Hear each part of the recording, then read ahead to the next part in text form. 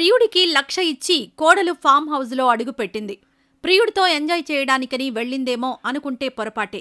కాని కోడలు వెళ్ళింది ప్రియుడితో కోరికలు తీర్చుకోవడానికి కాదు, మామను చంపడానికి. మీరు విన్నది నిజమే.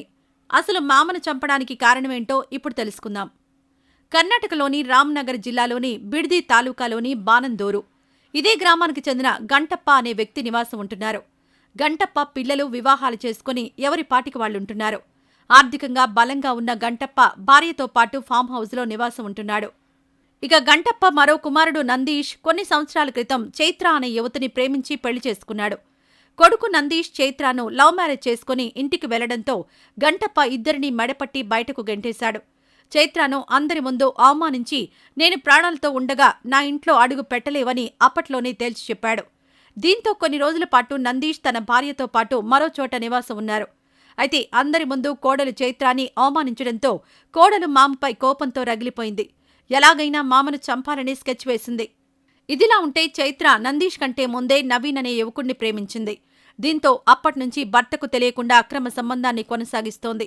ఇక ప్రియుడితో మామను హత్య చేయాలని భావించి నవీన్కు 1,00,000 ఇచ్చి అన్ని వివరాలు చెప్పింది. దీనికి ప్రియుడు నవీన్ కూడా ఓకే అన్నాడు. అయితే ప్రియుడితో పాటు మామ నిద్రిస్తున్న ఫామ్ హౌస్కు వెళ్ళింది. అక్కడికి వెళ్లాక మామ నిద్రపోయే వరకు వెయిట్ చేశారు.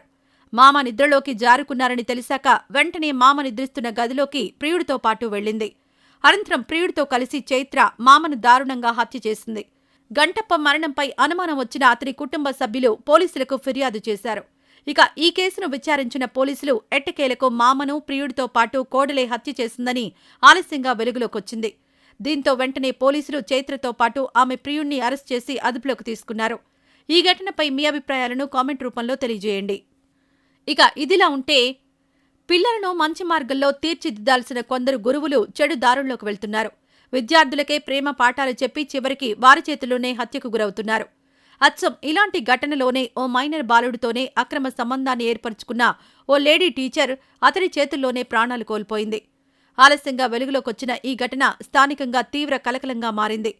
ఇక పూర్తి వివరాల్లోకి వెళ్తే ఉత్తరప్రదేశ్లోని అయోధ్యలో ఓ మహిళ ప్రభుత్వ పాఠశాలలో ఉపాధ్యాయురాలిగా పనిచేస్తోంది. అయితే స్థానికంగా ఒంటరిగా నివాసం ఉంటున్న ఆ టీచర్కు ఓ 17 ఏళ్ల మైనర్ బాలుడితో పరిచయం ఏర్పడింది. వీరి పరిచయం రాను రాను అక్రమ సంబంధానికి దారితీసింది. ఎంత వద్దన్నా కూడా ఆ బాలుణ్ణి తన ముగ్గులోకి దింపుకున్న ఆ టీచర్ శారీరక కోరికలు తీర్చుకుంది. రాను రాను అతడు లేకుండా ఉండలేకపోయింది. ఇక కొన్ని రోజుల తర్వాత ఆ బాలుడు ఆ మహిళతో బంధాన్ని తెంచుకోవాలని అనుకున్నాడు. ఇందులో భాగంగానే ఓ రోజు ఆ మహిళకు చెప్పాడు. కాని ఆ మహిళ మాత్రం నువ్వు లేకుండా ఉండలేనని తెగేసి చెప్పింది. దీంతో విసిగిపోయిన ఆ బాలుడు ఎలాగైనా ఆ మహిళను లేకుండా చేయాలనుకున్నాడు. ఇక ఎవరూ లేని టైం చూసి ఆ బాలుడు మహిళ ఇంట్లోకి వెళ్లి ఆమెను దారుణంగా హత్య చేసి అందరినీ నమ్మించేందుకు ఇంట్లోంచి 50,000 రూపాయల నగదును తీసుకెళ్లిపోయాడు. ఇక ఈ ఘటనపై కేసు నమోదు చేసుకున్న పోలీసులు అన్ని కోణాల్లో విచారించేసరికి నిందితుడు ఒప్పుకొని నేనే హత్య చేశానంటూ తెలిపాడు. అనంతరం ఆ బాలుణ్ణి అరెస్ట్ చేసి అదుపులోకి తీసుకున్నారు. ఇటీవల వెలుగులోకొచ్చిన ఈ ఘటన స్థానికంగా తీవ్ర కలకలంగా మారింది. ఈ ఘటనపై మీ అభిప్రాయాలను కామెంట్ రూపంలో తెలియజేయండి.